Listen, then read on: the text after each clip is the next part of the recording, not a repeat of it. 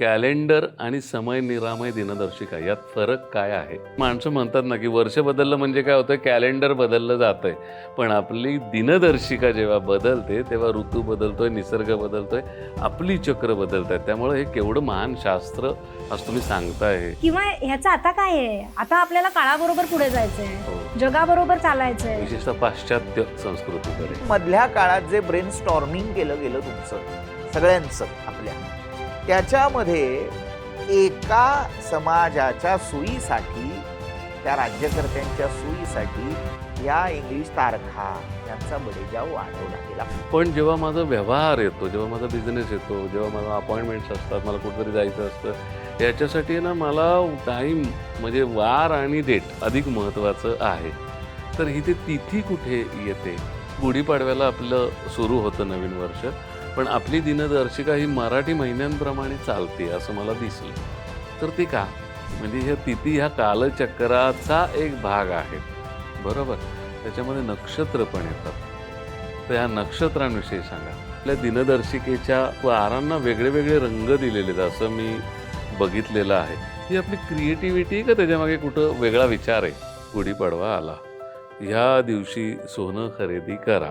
सोनं खरेदीसाठी हा मुहूर्त चांगला आहे. खरंच हे मुहूर्त फलदायी असतात का? आपलं ते मुहूर्त आहे आणि त्याला काहीतरी आपण करतो. सूर्योदय आणि सूर्यास्त ह्या वेळा देखील दिलेल्या आहेत की व्यावहारिक जीवनात मला याचा उपयोग काय? समय निरामय जेवढं पुढं उपयुक्त आहे तेवढी त्याची मागची बाजू पण तितकीच मोलाची आणि माहिती देणारी आहे. मी आता त्याच्याकडे वळणार आहे.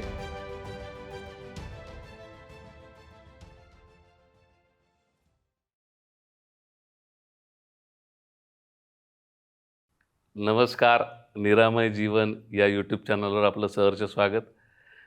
आपलं हिंदू नववर्ष गुढीपाडव्याला साजरं होतं असं आपण अभिमानाने सांगतो आणि ते सांगायला हवंच. पण आपलं हिंदू प्राचीन शास्त्र इतकं महान आहे की या वर्षातला प्रत्येक दिवस कसा जगावा याविषयी ते आपल्याला मोलाचं मार्गदर्शन करतं. वार आणि तारखांपेक्षाही तिथी, नक्षत्र, योग, पंचांग हे कसं महत्त्वाचं आहे हे शास्त्र सांगतं. पण काळाच्या ओघात लोप पावलेलं हे शास्त्र, ही कालगणना, ही दिनदर्शिका आजच्या पिढीपर्यंत, विशेषतः पुढच्या पिढीपर्यंत पोचावी या उद्देशातूनच निरामय वेलनेस सेंटर दरवर्षी समय निरामय ही दिनदर्शिका प्रकाशित करतं. यंदा या दिनदर्शिकेचं 5वं वर्ष आहे.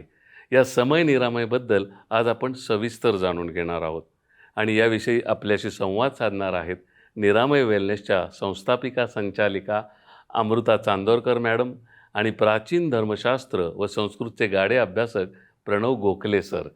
नमस्कार अमृता मॅडम. नमस्कार. नमस्कार प्रणव सर. नमस्कार. अमृता मॅडम, सर्वात प्रथम तुमचं अभिनंदन. धन्यवाद. निरामय वेलनेस सेंटर 16वा वर्धापन दिन साजरा करत आहे. हो. आज लाखो लोकांना आपल्या स्वयंपूर्ण उपचारांचा फायदा झालेला आहे आणि उपचार घेणाऱ्यांची संख्या दिवसेंदिवस वाढतही आहे. हो. पण त्याचबरोबर आपलं शास्त्र, आपली संस्कृती, रूढी, परंपरा याविषयी तुम्ही मोठं सामाजिक प्रबोधन करत आहात. तर एकंदरीतच या प्रवासाबद्दल काय सांगाल? मुळातच निरामयचा ध्येय म्हणू आपण ते हेच आहे की प्राचीन शास्त्राला आजच्या आधुनिक काळात कसं वापरायचं यासाठीच खरं तर आम्ही काम करतो. म्हणजे जसं तुम्ही म्हणालात की 16 वर्षापूर्वी निरामय वेलनेसची स्थापना झाली आणि योगशास्त्रात सांगितलेला प्राण, ती ऊर्जा, ही आम्ही उपचारांमधनं वापरायला सुरुवात केली आणि विना औषध विना स्पर्श रुग्णांना आजारमुक्त करायला सुरुवात केली. खरंय. आता हे इतकं इफेक्टिव्ह आहे की ज्याला आज मॉडर्न सायन्स म्हणतं की हा आजार बरा होऊ शकत नाही, असे आजारही बरे व्हायला लागले. आणि मग हळूहळू त्याचा प्रचार प्रसार होत गेला. एका ब्रांचमधनं दुसरी तिसरी असं करत आता 5 शाखा आपल्या आहेत. पुणे, मुंबई, चिंचवड, कोल्हापूर, नाशिक आणि शिवाय ऑनलाईन. हे करत असताना डोक्यामध्ये हेच होतं की आपलं प्राचीन ज्ञान जे कुठेतरी लोप पावत चाललंय. म्हणजे कसं आहे, एक उदासीनता आहे, त्याच्याकडे बघण्याचा एक दृष्टिकोन आपलाच खरंय, खूप असा आहे की हे मागासलेलं आहे काहीतरी. हा, किंवा ह्याचं आता काय आहे, आता आपल्याला काळाबरोबर पुढे जायचंय, जगाबरोबर चालायचंय. विशेषतः पाश्चात्य संस्कृती. अगदी खरंय. म्हणजे पाश्चात्य आपलं अनुकरण करतात आणि आपल्याकडे जे ज्ञान आहे त्याला आपण कमी लेखतोय. म्हणजे जर आत्ता आपण बघितलं तर ज्यांना पद्मश्री दिलं आपण आयर्लंडचे रुटगर कॉनहॉस्ट. आता ही व्यक्ती जी शिक्षक आहे, प्रोफेसर आहे, यांनी आयर्लंडमध्ये त्यांनी संस्कृतचा अभ्यास केला आणि त्यांनी हे वैदिक ज्ञान जे आहे ते तिथल्या शाळांमध्ये शिकवायला सुरुवात केली. हो ना. मुलांना संस्कृत शिकवलं आणि त्यांनी हा दावा केलाय की त्याच्यामुळे त्यांची बुद्धिमत्ता वाढतीये, त्यांचं आकलन वाढतंय आणि त्याचे अनेक फायदे आज तिथे अभ्यासले जातात आणि ते वापरले जातात. आणि आपण काय म्हणतोय, आपण संस्कृतला ते महत्व देतोय का? नाही. आपण नाही देतो. आपण लागलो इंग्रजीच्या मागे. इंग्रजी, फ्रेंच, जर्मन. म्हणजे आपण हे बघा, पाश्चात्य भाषांचं अनुकरण करू नये असं माझं म्हणणं नाही. काळाबरोबर पुढे गेलंच पाहिजे, पण आपली जी पाळंमुळं आहेत ती उखडून टाकून कसं पुढे जाणार आपण? खरंय. सो निरामयचा प्रयत्न हा आहे की त्या मुळांशी जोडलेलं ठेवणं. आणि म्हणूनच समय निरामय काढण्याचं कारणही तेच होतं की आपले मराठी महिने आपण विसरत चाललोय. बरोबर आहे. मला तुम्हाला तेच विचारायचं होतं की ही संकल्पना तुम्हाला कशी सुचली? ह्या संकल्पनेमागे पण तेच होतं की आपलं प्राचीन शास्त्र जे आहे ना ते व्यावहारिकतेवरती अवलंबून नाहीये, ते तुमच्या आरोग्यावर अवलंबून आहे. आपले महिने जे आहेत ना ते निसर्गाबरोबर चालतात, चंद्र सूर्याबरोबर चालतात. हो. कारण आपलं शरीर हे निसर्गाचा एक भाग आहे आणि आपण त्या निसर्गाबरोबर चालतो. बरोबर. आणि म्हणून जर आपण त्या गोष्टी फॉलो केल्या तर आपण निरोगी राहू शकतो. अगदी बरोबर आहे. जेव्हापासून आपण ते फॉलो करणं बंद केलंय तेव्हापासून सगळ्या आरोग्य समस्या सुरू झाल्यात की नाही बघा तुम्ही. खरंय, अगदी आणि खरंय. त्याच एका उद्देशाने आम्ही समय निरामय काढायला सुरुवात केली. हे 5वं वर्ष आहे आपलं. प्रत्येक वर्षी आमचा प्रयत्न असतो की काहीतरी प्राचीन शास्त्रातली माहिती ही लोकांपर्यंत पोहोचवावी. बरोबर आहे. आता या वर्षी आपण प्रणव सर बरोबर असतात आणि प्रणव सरांचं जे ज्ञान आहे त्याचा निश्चितपणे आम्हाला उपयोग होतो, कारण त्यातलं खूप सखोल ज्ञान हे सोप्या भाषेमध्ये सांगण्याचा आजच्या समाजाला आम्ही प्रयत्न करतो, किंवा तरुणांना म्हणू आपण. बरोबर. हा आमचा प्रयत्न असतो. त्याच्यामुळे यावर्षी विष्णूंच्या 24 नावांबद्दल, त्याच्या अर्थाबद्दल आपण या दिनदर्शिकेमध्ये माहिती दिलेली आहे. खरंच आपण त्या विषयाकडे पण येणारच आहे. प्रणव सर, मला तुम्हाला विचारायचं आहे, कॅलेंडर आणि समय निरामय दिनदर्शिका यात फरक काय आहे? आता जेव्हा आपण कॅलेंडर म्हणतोय, इंग्लिशमध्ये दिनदर्शिकेलाच कॅलेंडर असा शब्द आहे, त्यामुळे हे मराठी कॅलेंडर आहे असंही म्हणू शकतो, आणि ज्याला आपण कॅलेंडर म्हणतो ती आंग्ल दिनदर्शिका आहे असंही म्हणू शकतो. शब्दाचा फरक आहे, पण त्याही पेक्षा मूळ जी चौकट आहे त्या चौकटीचा फरक आपल्याला लक्षात घ्यावा लागेल.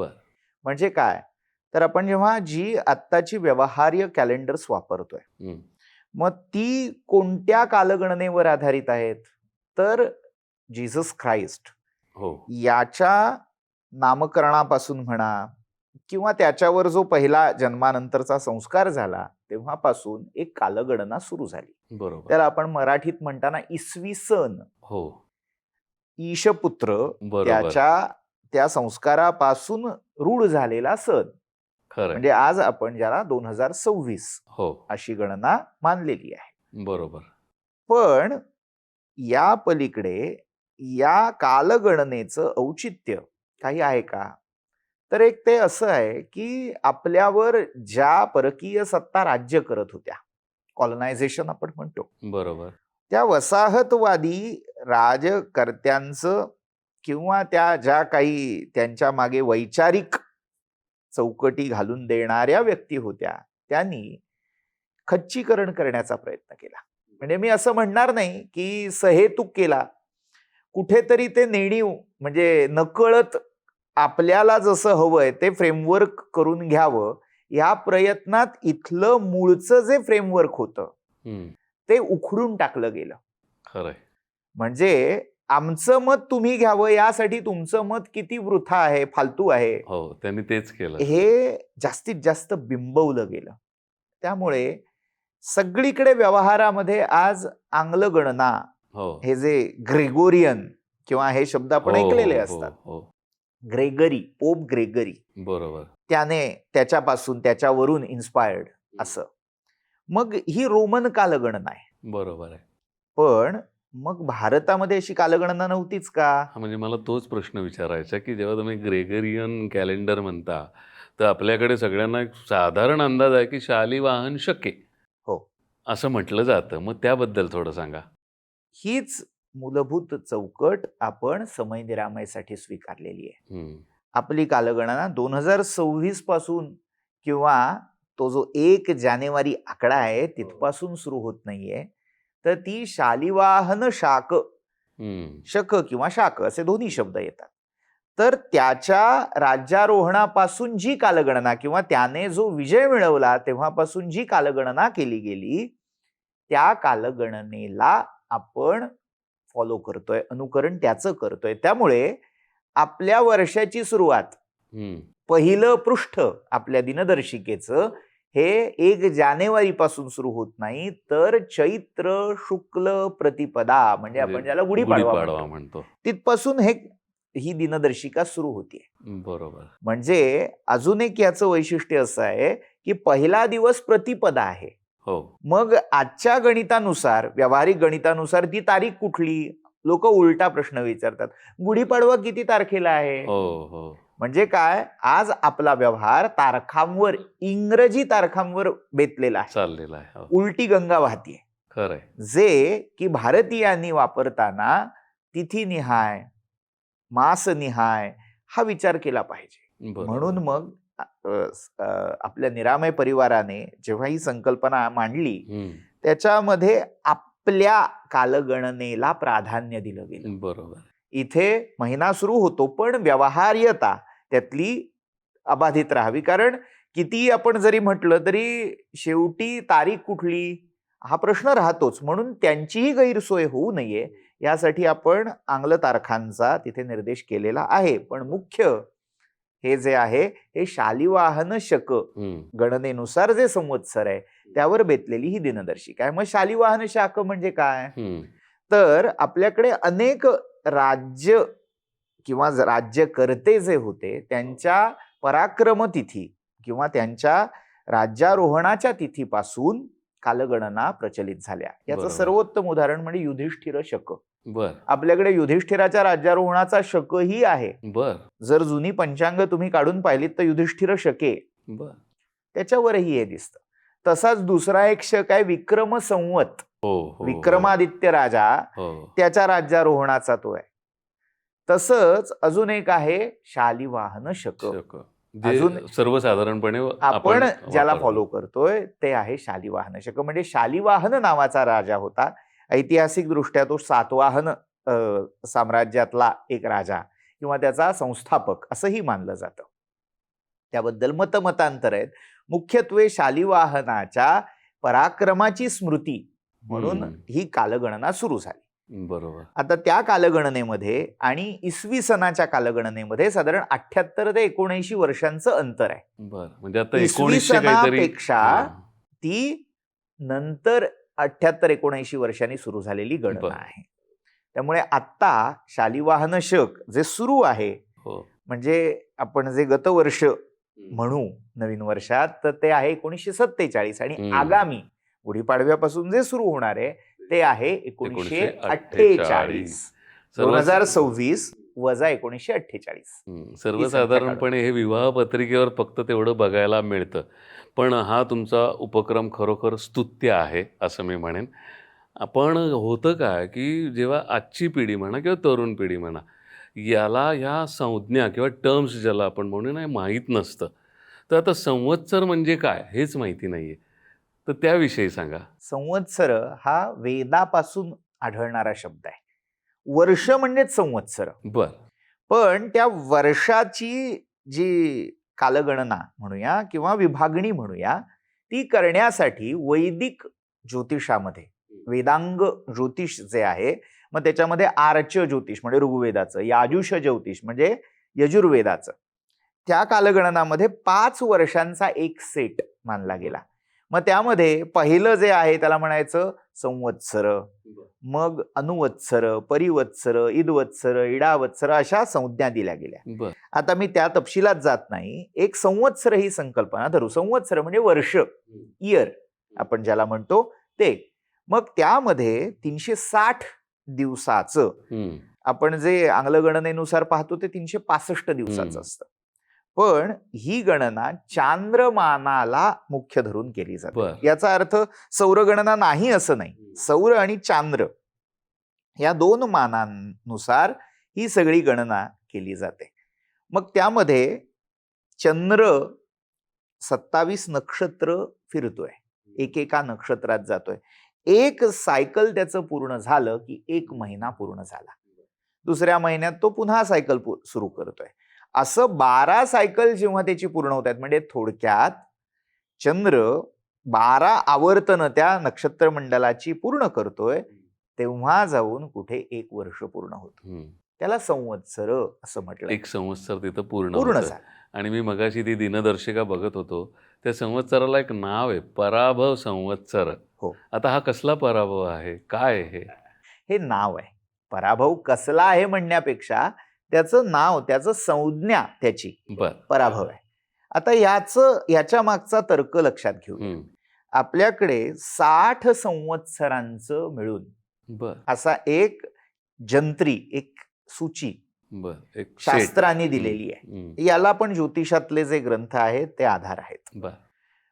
मग 60 संवत्सर पूर्ण झाली. आता ही 60 का, तर आपल्याकडे वेगवेगळ्या कालगणना आहेत. त्याच्यामध्ये एक सावन वर्ष असं आहे, एक नाक्षत्र वर्ष, एक चांद्र वर्ष, एक सौर वर्ष आहे, आणि असंच एक आहे बारहस्पत्य वर्ष, म्हणजे गुरुच्या आधारे, गुरुचं जे परिभ्रमण चालतं तर त्याच्या आधारे केली जाणारी कालगणना. मग 12 महिने गुरु साधारण एका राशीत असतो, 12 ते 13 महिने. म्हणजे थोडक्यात गुरुला 12 राशी फिरून येण्यासाठी 12 वर्ष लागतात. मग अशी 12 वर्ष, मग 12 गुणिले 5, कारण मगाचं ते संवत्सराचं गणित 5चा एक सेट, असं पूर्ण व्हायला किती झाले? 60. म्हणजे हे 60 संवत्सर, 60 वर्ष अशी धरलेली आहेत. मग प्रभव हे त्यातलं पहिलं संवत्सर मानलं जातं. प्रभव, विभव अशी नामं त्यांना दिलेली आहेत. अशी 60 संवत्सरांची नावं ठरलेली आहेत. ते शेवटचं संवत्सर झालं की पुनश्च चक्र सुरू होतं. पुन्हा येणारं पहिलं संवत्सर हे प्रभव आहे. त्या क्रमात पराभव हे एक संवत्सराचं नाव आहे. ही सगळी क्रमशः ठरलेली आहेत. आता त्यामध्ये शालिवाहन गणनेनुसार नावं काही वेळेला वेगळी येतात. विक्रम संवताची एक जी गणना आहे त्याच्यामध्येही काही वेगळी नावं आहेत. तो भाग आपण आता थोडा बाजूला ठेवू. पराभव म्हणजे काय याच्यावर येऊया. शक्यतो त्या संवत्सरामध्ये प्रजेला, म्हणजे जनतेला, आवाम असं ज्याला म्हणतो, त्यांना जे फळ प्राचुर्याने, प्रकर्षाने मिळतं त्याच्यावरून त्या संवत्सराचं नाव ठरतं.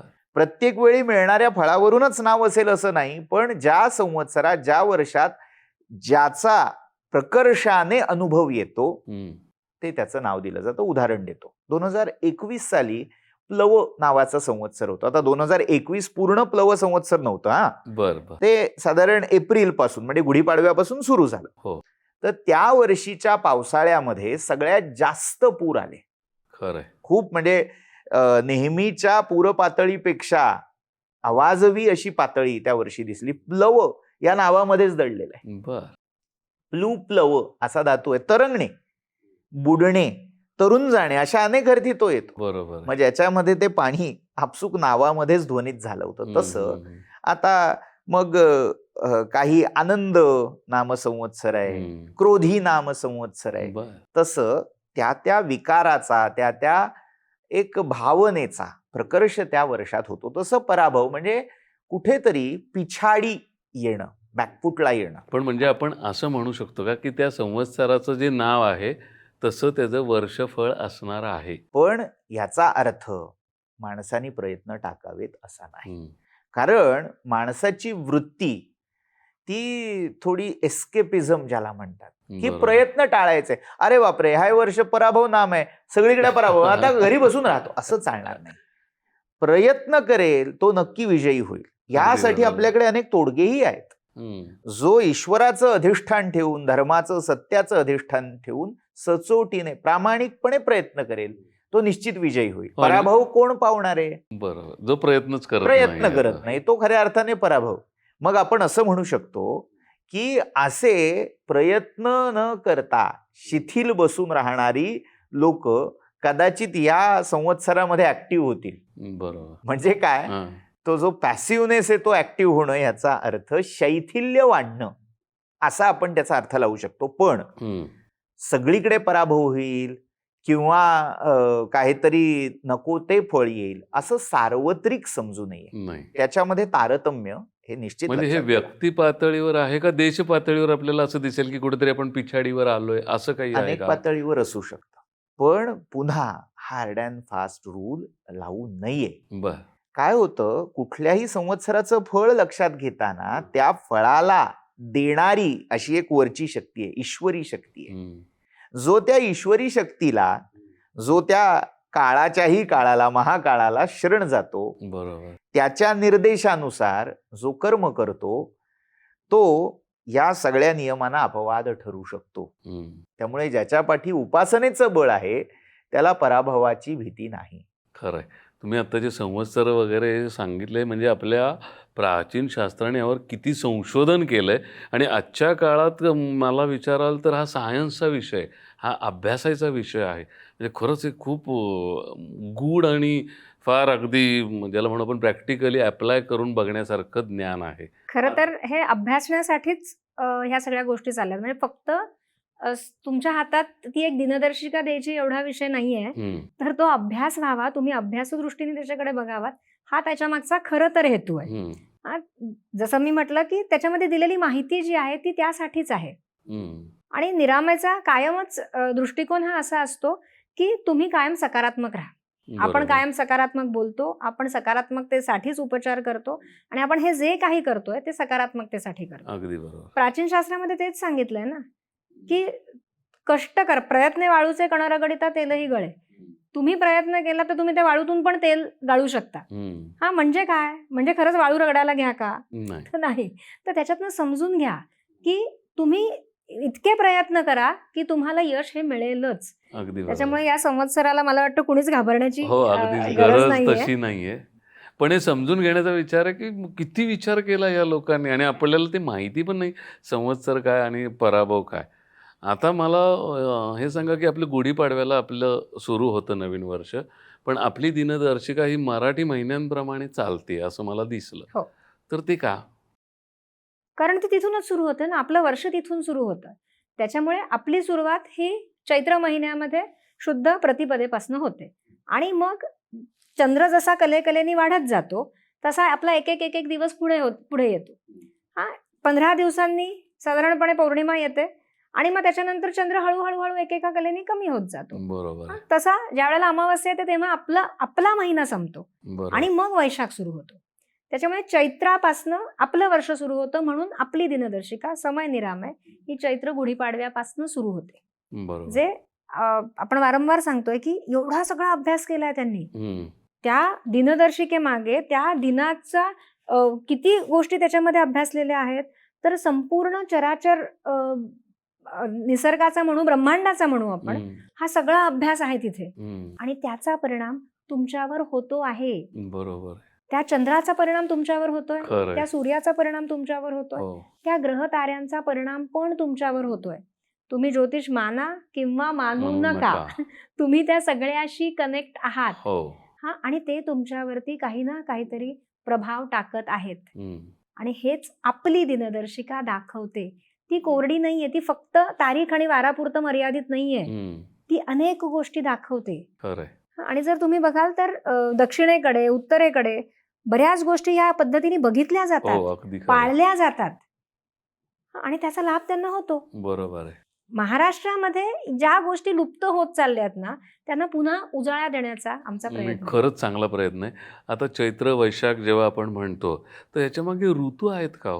आहेतच ना, आणि आपल्या दिनदर्शिकेमध्ये पण ते आपण दाखवलेले आहेत प्रामुख्याने. कारण पुन्हा निसर्ग ऋतुमानाप्रमाणेच आपल्या महिन्यामधली प्रत्येक, आपले सणवार बघा ना, आपले सण वार उत्सव सगळे त्या ऋतूंना धरून येतात. आणि ऋतू म्हटलं की आरोग्य. येस. कारण तुम्ही निसर्गाप्रमाणे बदललं पाहिजे, तुमचा आहार बदलला पाहिजे, तुमचा पेहराव बदलला पाहिजे, तुमचं वागणं बोलणं बदललं पाहिजे, तुमची आराधना, तुमची साधना बदलली पाहिजे. बरोबर. कुठल्या महिन्यात कुठल्या देवतेचं आराधना करावी हे सांगतो ना आपला मास. आपल्या महिन्यामध्ये त्याचं औचित्य आहे ना. बरोबर. का? कारण पुन्हा तुम्ही ज्या देवतेची साधना करणार आहात ना, ती म्हणजे पुन्हा ऊर्जाच आहे. बरोबर आहे. मग तुम्हाला ज्या पद्धतीची ऊर्जा हवी आहे हो, त्या पद्धतीची साधनं त्या त्या मासामध्ये सांगितलेली आहे. अगदी खरं, कारण त्यामुळे तुम्ही ऊर्जित होता. अगदी खरं आहे. देवाची आराधना करून त्याची पूजा करून मला सांगा त्या देवतेला काय मिळतं? जे नाही, काय मिळतं ते तुम्हालाच आपल्यालाच मिळतं. मिळतं, ती ऊर्जा मिळते आपल्याला. आणि तुम्ही कायम निरोगी राहावत, हो, तुम्ही आनंदी राहावत, यासाठी ह्या सगळ्या गोष्टींचं प्रयोजन आहे.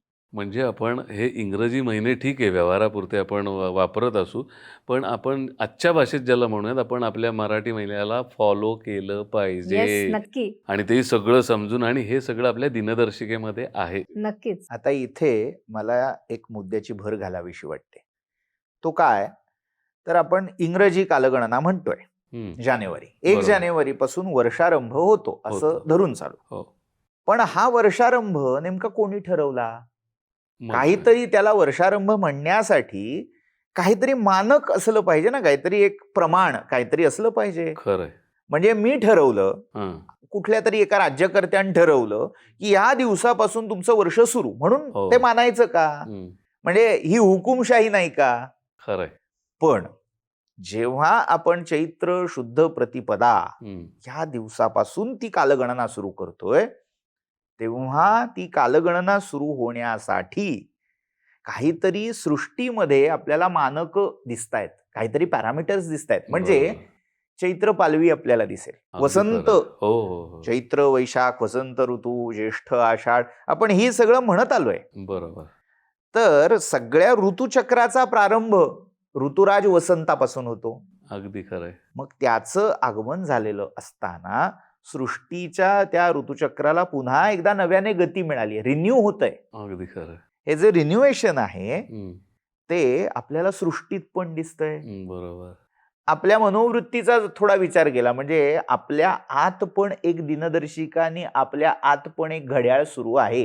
हो, म्हणजे आपल्या शरीराचंही आहे, आपल्या हो. मनाचंही आहे. बॉडी क्लॉक आपण ज्याला म्हणतो. हां. तर त्याचाही विचार केला तर आपल्या शरीरातले जे धातू आहेत, हं, दोष आहेत, त्याही चक्रामध्ये हळूहळू परिवर्तन होताना आपल्याला दिसतील. हं.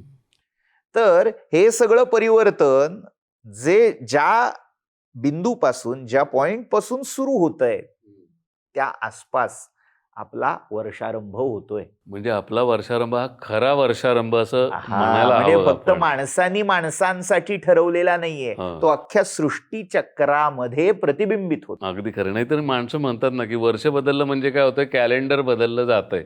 पण आपली दिनदर्शिका जेव्हा बदलते, तेव्हा ऋतू बदलतोय, निसर्ग बदलतोय, आपली चक्र बदलत आहेत. त्यामुळं हे केवढं महान शास्त्र आज तुम्ही सांगताय हे.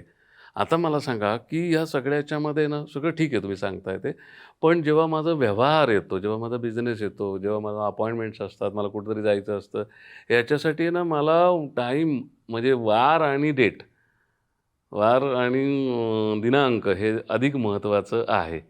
तर ही ते तिथी कुठे येते? आता मी असा उलटा प्रश्न विचारू इच्छिन की हे कोणी ठरवलं या तारखेला अमुक गोष्ट करावी? हे आपण आपल्या सोयीने ठरवून घेतलं. का सोयीने ठरवून घेतलं? तर आपल्यावर ज्या परकीय सत्ता राज्य करत होत्या त्यांनी सगळे आर्थिक व्यवहार किंवा जो काही लोक व्यवहार आहे तो या गणिताला धरून व्हावा असं तुमच्या शैक्षणिक व्यवस्थेमध्ये घालून दिलं. बरोबर आहे. थोडक्यात इंजेक्ट केलं तुम्हाला. अगदी खरं आहे.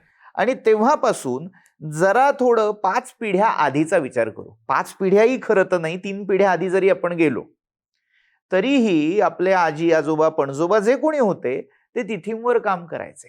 आपली शेती प्रधान संस्कृती आपण म्हणतो की नाही, कृषी प्रधान आहोत. हो, भारत हा कृषी प्रधान. हो. आता हळूहळू चित्र पालटतंय. खरं आहे. पण कृषी प्रधान असताना ही सगळी जी गणना आहे ती कशावर असायला हवी? पेरणी कधी आहे, पाऊस कधी आहे, त्याची कापणी केव्हा करायचे, म्हणजे बरोबर. त्या पिकाच्या उत्पादनावर हो. सगळं कालचक्र बेतलेलं आहे. बरोबर आहे. म्हणजे पेरणीचा महिना कुठला ठरलेला, हं. ऋतू कुठला ठरलेला. थोडक्यात हे सगळं काही पिढ्या पूर्वीपर्यंत तिथीवरच होत होतं. हो. पण मधल्या काळात जे ब्रेन स्टॉर्मिंग केलं गेलं तुमचं हं. सगळ्यांचं आपल्या, हं. त्याच्यामध्ये एका समाजाच्या सोयीसाठी, त्या राज्यकर्त्यांच्या सोयीसाठी या इंग्लिश तारखा, यांचा बडेजाव वाढवला गेला. पगार 1 ते 7 तारखेच्याच दरम्यान होणार बरोबर. गरजेचा नाहीये. हे जेव्हा आपण तिथींच्या बाबतीत पाहतोय, म्हणजे तिथी इज इक्वल टू डेट असं जर आपल्या डोक्यात कुठेतरी गणित असेल तर ते तसं नाहीये. आपल्याला वाटतं की इकडे तारखा आहेत तर इकडे तिथी आहेत. इतकं सोपं नाहीये. तिथी ही आपल्याला चंद्राच्या कलेवरूनही शोधता येते. बर. म्हणजे आपलं हे कालगणनाशास्त्र काय दाखवतं, सृष्टीकडे डोळसपणे बघायला शिकवतं. जरा आजूबाजूला बघा. आपल्याला ही सिस्टीम हवी आहे का? एका बंद खोलीमध्ये लॅपटॉप टॅबलेटमध्ये डोकं घालून आपल्याला ते कडकड कडकड कडकड कारकुनगिरी करायचे आणि या बंद खोल्यांमध्ये आपल्याला आयुष्य घालवायचंय का? सृष्टीकडे सजगपणे पाहणारा, चंद्र सूर्यांना, त्या झाडं, पर्यावरण जे काही आहे त्याचं सौंदर्य बघत त्यातून ती सृष्टी आपल्याला काय सांगते तो संदेश ग्रहण करत आपल्याला पुढे जायचंय. Choice is yours, choice is ours असं मी म्हणेन. आपल्याला आता ठरवायला लागणार आहे कधीतरी खरंय. की आपल्याला नेमकं काय हवंय. जी गणना तुम्हाला फक्त नोकरदार करू इच्छिते, पगाराकडे बघा. 1 ते 7 तारखेमध्ये तुमचा फायदा आहे, मग पुढचं बघा, तुम्ही नियोजन करा. हे आपल्याला ठरवायचंय का चंद्राच्या त्या कलांवरून आपल्याला सृष्टीमध्ये होणारे बदल, कोणत्या तिथीला काय करायचंय. आता याच्यात अनेकांना अंधश्रद्धा दिसेल. आणि मला तोच प्रश्न विचारायचा की तुम्ही तिथीबद्दल सगळं सांगताय, पण माझ्या व्यक्तिगत आयुष्यात त्या तिथीला काय महत्व आहे? ते महत्व अशासाठी आहे की मानवी जीवन हे 2 घटकांवर, सूर्य आणि चंद्र, तसं म्हटलं तर नवग्रह आहेत. मी ज्योतिषाकडे पुन्हा जात नाही कारण तो खूप गहन विषय आहे. आत्ता आपण ढोबळमानानं धरून चालू की पृथ्वी, सृष्टी, पर्यावरण याचा मनुष्य हा एक अविभाज्य घटक आहे. हे तुम्हाला मान्य आहे? हो. तसंच या मानवाच्या जीवनामध्ये पर्यावरण, पंचमहाभूत किंवा सृष्टी हे देखील अविभाज्य अंग आहे. म्हणजे दोन्हीही, म्हणजे सृष्टी आणि व्यक्ती एकमेकांचे अविभाज्य अंगी आहेत. थोडक्यात जी सिस्टीम ह्या दोन्हींच्या संवादावर बेतलेली आहे, बरोबर, ती आपल्याला जवळची असायला हवी का? जी कुठल्या राज्यकर्त्याने त्याच्या धोरणान ठरवून तुम्हाला लादली, ती जवळची असायला हवी. आता मी अजून थोडं स्पेसिफाय करतो. चंद्राची कला म्हणजे तो नुसता चंद्र कमी जास्त होतोय असं नाही. त्या चंद्राच्या कलेवर पृथ्वीवरच्या अनेक ज्या शक्ती आहेत, ऊर्जा आहेत, यांची स्थिती ही अवलंबून आहे. साधी गोष्ट उदाहरण देतो. पाणी.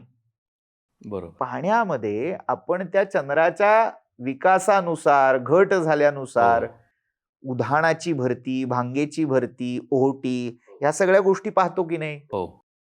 मग अशी कुठली शक्ती आहे की ते अचानक अमावस्या, पौर्णिमा, अष्टमी असली की उधाण किंवा भरती आणतं आणि मग अचानक ओहोटी लागते? कशामुळे होतं? तर आजचं शास्त्रही सांगतं चंद्रामुळे. चंद्र आणि पृथ्वीमध्ये जे अट्रॅक्शन आहे, जे मॅग्नेटिझम आहे, त्या गुरुत्वाकर्षण म्हणूया, त्या गुरुत्वाकर्षणामुळे हा पाण्यावर परिणाम होतो. मग हेच पाणी जेव्हा आपल्या शरीरात आहे, आपलं सायन्स मानतं की मानवी शरीरामध्ये किती टक्के पाणी आहे, तर मग ते पाणी त्या चंद्रकळामुळे प्रभावित होत नसेल का? होत असणार आहे. तुम्ही दिवाळीच्या आसपास एक मेसेज फिरताना पाहिला असेल व्हॉट्सॲप किंवा अनेक वेगवेगळ्या माध्यमांवर की तुमच्या तळण जे करायचंय त्याचे दिवस ठरवून घ्या. त्याचं गणित, तेल तूप किती लागणार हे भरती ओहोटीच्या वर ठरतं. त्याच्या वेळा जर पाहून तुम्ही तसं तळण केलं तर कमी तेलात, कमी तुपात ते उत्तम पदार्थ होतात. आणि असं अनेकांनी हे अनुभवांती स्पष्ट केलंय. पण म्हणजे हे खरं आहे, अगदी खरं आहे.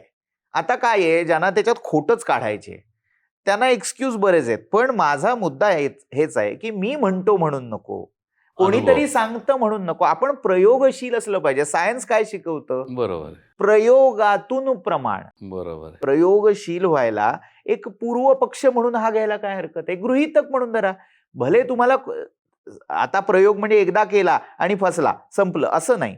वारंवार तो प्रयोग केला पाहिजे, प्रयोगशील असलं पाहिजे. त्याच्यामधली कॉम्बिनेशन्स ही बदलून बघितली पाहिजेत. आणि जेव्हा आपल्याला ते मिळेल तेव्हा तो निष्कर्ष म्हणून आपण तितक्याच डोळसपणे स्वीकारला पाहिजे. बरोबर आहे. तर या सगळ्यासाठी पूर्वपक्ष म्हणून का होईना हे उपलब्ध असणं गरजेचं आहे ना. हो. दुर्दैवाने आपण तिथी विसरून टाकल्या आहेत. हो. अष्टमीला अमुक करू नको असं म्हटलं की पहिलं ह्या काय अंधश्रद्धा अजून बाळगून बसलायत, आजचं विज्ञानाचं युग आहे. अरे विज्ञान तुम्हाला प्रयोगशील व्हायला शिकवतं. पण म्हणजे कुठल्या तिथीला काय करावं हे देखील शास्त्रांनी देखील सांगितलंय. अगदी सांगितलंय. आहार कसा असावा, बर. कोणत्या वारी कोणत्या तिथीला कोणत्या गोष्टी खाऊ नयेत. आयुर्वेदाची पानं जरा त्या ज्या संहिता आहेत त्रिमुनींच्या हो. त्या उलगडून पाहाव्यात.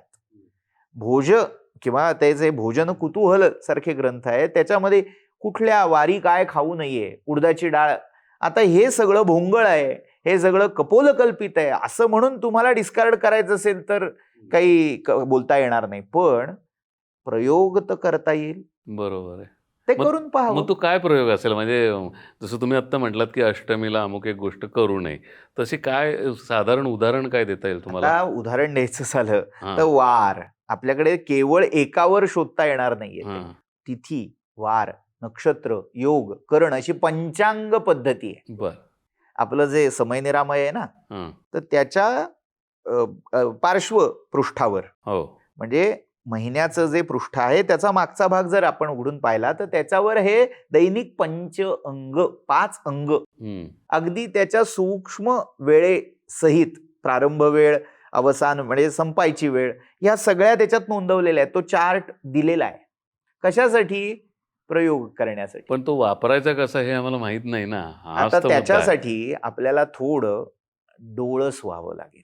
आता या सगळ्या गोष्टी एका दिनदर्शिकेत देणं शक्य नाहीये, पण आता थोडं आपल्या आज्यांना, आजोबांना विचारायला लागूया. आजही ह्या स्मृती, जनस्मृती शिल्लक आहेत. आजी आजोबा सांगतात, सांगायचं का, अरे आज अमुक तिथी आहे, अमावस्येला प्रवासाला निघू नका, बर. सांगतात. का निघू नका? किंवा कोणताही निर्णय पौर्णिमेच्या दिवशी घेऊ नका. बर. हे ढोबळ आहे. का? तर पौर्णिमेला चंद्राची स्थिती पूर्णत्वाला गेलेली असते. त्या दिवशी वातावरण हे उल्हसित असतं. हम्म. अत्यधिक उल्हासामध्ये कोणताही निर्णय घेऊ नये, भावनेच्या भरात. भावनेच्या भरात. किंवा अमावस्येला तो पूर्ण नाहीसा झालेला. हम्म. मग त्यामुळे त्या दिवशी प्रवासाला निघताना काही नकारात्मक शक्ती सक्रिय झालेल्या असू शकतात. हम्म. त्यामुळे काही दुर्घटना घडू शकतात. बरं. तर प्रत्येक तिथी मागे आपण त्याच्यावर स्वतंत्र बोललो तर बरं होईल. हो, अगदी कारण खरं आहे. काय आहे, प्रतिपदेपासून अमावास्या हो. हा एक विषय झाला, हो. रविवार पासून शनिवार पर्यंत हा एक विषय झाला, मग नक्षत्र झाली. प्रत्येकाचं फळ वेगळं सांगितलं. हो. यामध्ये आपण थोडं आपल्या पूर्वीच्या पिढ्या जे सांगत आल्या प्रयोगासाठी का होईना आजमावायला लागूया. पण म्हणजे आपण तिथीबद्दल समजून घेतलं पाहिजे की ही तिथी उगाच त्यांना वेळ जात नव्हता म्हणून त्यांनी केलेली नाहीये. त्याच्यामागे निश्चित काहीतरी कारण आहे आणि ते सहज आता उपलब्ध होऊ शकतं. एक जाता जाता पुस्तकाचं नाव सांगतो. म्हणजे काय आहे, एवढ्या सगळ्या गोष्टी एवढ्या छोट्या कालावधीत सांगणं शक्य नाही. अगदी खरं. सहदेव भाडळी नावाचं एक सुंदर पुस्तक आहे. सहदेव भाडळी. सहदेव भाडळी अनेक प्रकाशकांनी ते काढलेलं आहे. बर. भाडळी नावाची एक बहीण आहे आणि सहदेव तिचा भाऊ आहे, सावत्र भाऊ आहे. बर. आणि त्यांच्या संवादामध्ये हं. कुठल्या तिथीला काय करावं, शकून काय, हे सगळं सांगितलंय. बर. त्याच्यामध्ये आपल्याला हे एकत्र मिळेल. बर. अशी अनेक पुस्तकं आपल्या संस्कृतीनी वर्षानुवर्ष पिढ्यानपिढ्या जपलेली आहेत, दिलेली आहेत. हा आपला वारसा आहे. आपण ह्याच्याकडे दुर्लक्ष करतोय काय म्हणून, ही अंधश्रद्धा आहे म्हणून. थोडक्यात आजच्या पिढीने, विशेषतः तरुण पिढीने या तिथींचा अभ्यास करायला हवा. कारण वेळ जात नव्हता म्हणून आपल्या ऋषीमुनींनी काही तिथी बनवलेल्या नाही आहेत आणि ते आपण शोधलं पाहिजेत की ती रहस्य काय, त्याचा आपल्या आयुष्याशी संबंध काय. पण मुळात इथे तिथी ऋषींनीही बनवलेल्या नाहीये. बर. तिथी या शाश्वत आहेत. चंद्र, सूर्य आणि पृथ्वी यांची जी स्थिती होतीये त्यानुसार त्या सृष्टीत दिसत आहेत. एकदा एक गोष्ट मानवनिर्मित झाली ना, कृत्रिम झाली की त्याला मर्यादा आल्या. पण जे सृष्टीतनं आपण ते टिपून डोळसपणे घेऊन त्यावर आधारित जेव्हा एक फ्रेमवर्क तयार करतो Correct आहे. तेव्हा त्याची अचूकता ही निश्चितच असते. त्यामुळे हे ऋषींनीही तयार केलेलं नाही, ऋषींनी निरीक्षण केलं. हो त्याला नामकरण ऋषींनी केलेलं असेल, बरोबर. संज्ञा हो. ठरवल्या त्या ऋषींनी ठरवल्या असतील. तेच म्हणायचं होतं. पण सृष्टीतलं जे कालचक्र आहे, सृष्टीचक्र आहे, हा. त्याच्या आधारे त्यांनी तो कालगणनेचा प्रारूपाचा भाग तयार केला. म्हणजे ह्या तिथी ह्या कालचक्राचा एक भाग आहेत, बरोबर. अगदी. त्याच्यामध्ये नक्षत्र पण येतात. हो. तर ह्या नक्षत्रांविषयी सांगा. नक्षत्र याचं जे प्रयोजन आहे, आकाशामध्ये जे वेगवेगळे तारका समूह आहेत. आता जेव्हा आपण आकाशाकडे डोळसपणे पाहायला लागू, तेव्हाही काय भानगड आहे हे कदाचित उलगडू शकेल. दुर्दैव काय आहे, आपण सगळं हे एका कागदावर किंवा आजच्या काळात स्क्रीनवर पाहायला शिकलोय. बरोबर. हे आपण आकाशात पाहायला लागलं पाहिजे. हो. आज कोणती तिथी आहे हे मला कॅलेंडर किंवा पंचांग पाहून नको, ते चंद्राचं बिंब पाहून समजलं पाहिजे. एवढी ती साक्षरता, किमान साक्षरता असं मी म्हणेन, बरोबर. ती आपल्याकडे आली पाहिजे, जी आता अभावी झाली. मुळात असा चंद्र कमी जास्त होतो हेच आता थोडे दिवसांनी अरे बापरे युरेका असं लोक म्हणायला लागणार आहेत. हो, कारण अवेअरनेसच नाहीये या बाबतीत. अवेअरनेस, लॅक ऑफ अवेअरनेस हा आता दूर करण्यासाठी हा जो एक प्रयत्न आहे, हो, त्याचं प्रयोजन, हा. उद्दिष्ट हे लक्षात घ्यायला हवं.